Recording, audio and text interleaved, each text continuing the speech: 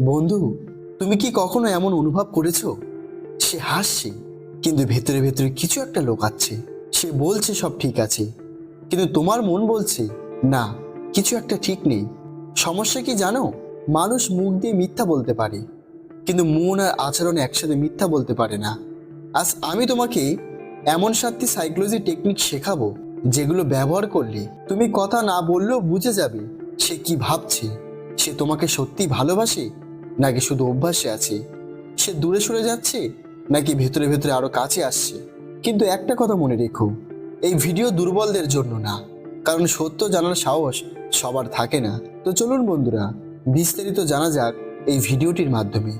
আর video শুরুতে একটাই অনুরোধ, ভিডিওটি ভালো লাগলে লাইক, শেয়ার এবং সাবস্ক্রাইব করতে ভুলবেন না। 1. সাইলেন্ট টেস্ট, নীরবতার পরীক্ষা। মানুষ নীরবতায় নিজের আসল মুখ দেখিয়ে দেয়। তুমি যদি সত্যি কারোর মনের কথা পড়তে চাও, প্রথম অস্ত্র হলো নীরবতা। আমরা সাধারণত কি করি? সে রিপ্লাই দেয় না, আমরা 10টা মেসেজ পাঠাই, কল করি, এক্সপ্লেনেশন দিই, নিজেকে ছোট করি। এটাই সবচেয়ে বড় ভুল। দুর্বল মানুষের আচরণ কি জানো?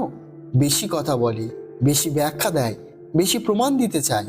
কিন্তু শক্ত মানুষের আচরণ সময় দেয়, নীরব থাকে, পর্যবেক্ষণ করে। এখন সাইকোলজি বোঝো, যখন তুমি হঠাৎ করে চুপ করে যাও, যে মানুষটা তোমাকে গুরুত্ব দেয় সে তখন অস্থির হয়ে পড়বে।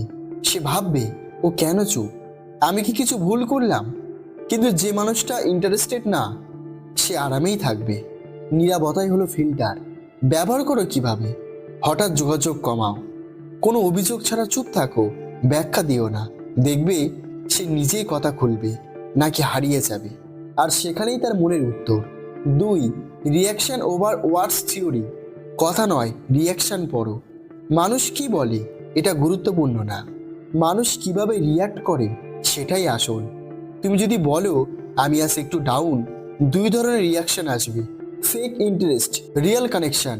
যে মানুষটা সত্যি কেয়ার করে সে সমস্যার গভীরে যেতে চায়। বড় সত্য, যার কাছে তুমি গুরুত্বপূর্ণ তার কাছে তোমার ছোট কথাও বড়। টেস্ট করার উপায়: একটা হালকা ইমোশনাল লাইন বলো, এক্সট্রিম না, নাটক না। দেখো সে গভীরে আসে নাকি এড়িয়ে যায়। 3. Time priority mirror. সময় কখনো মিথ্যে বলে না। মানুষ টাকা হারাতে পারে, ইগো হারাতে পারে, কিন্তু যাকে চায় তার জন্য সময় বের করবেই। মনে রেখো, বিসি শব্দটা অজুহাত, কারণ ফোন সবার হাতেই, 24 ঘন্টা সবারই সমান। নিজেকে প্রশ্ন করো, সে কি নিজের সুবিধা মতোই আছে? তুমি কল করলে ব্যস্ত কিন্তু অন্যদের জন্য ফ্রি, তাহলে উত্তর পরিষ্কার। সাইকোলজি কি বলে? মানুষ অবচেতনভাবে যাকে প্রায়োরিটি দেয় তাকেই সময় দেয়। তুমি যদি তালিকায় উপরে থাকো, সেটা দেখতে আলাদা করে চোখ লাগে না। তাই একটা কথা আজ লিখে রাখো, যে মানুষটা তোমার গুরুত্ব বোঝে না তার মনের কথা জানার দরকার নেই, কারণ তুমি কারোর ধাঁধা নও, তুমি ট্রফি। 4. বডি ল্যাঙ্গুয়েজ লেখ। শরীর মিথ্যা বলতে পারে না, মুখ পারে। একটা জিনিস মনে রেখো, মানুষ যা লুকাতে চায় শরীর সেটাই ফাঁস করে দেয়। তুমি যতই মেসেজ পড়ো, যতই কথার অর্থ খোঁজো, আসল সংকেত থাকে তার বডি ল্যাঙ্গুয়েজে।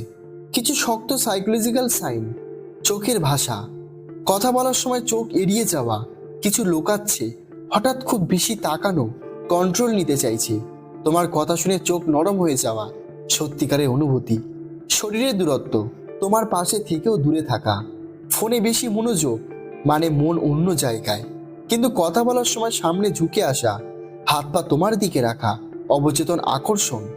বড় সত্য, যে মানুষটা তোমাকে চায় সে শরীর দিয়ে তোমার দিকে আসে। 5. Jealous signal test. সে তোমাকে হারানোর কথা ভেবে কেমন রিয়াক্ট করে।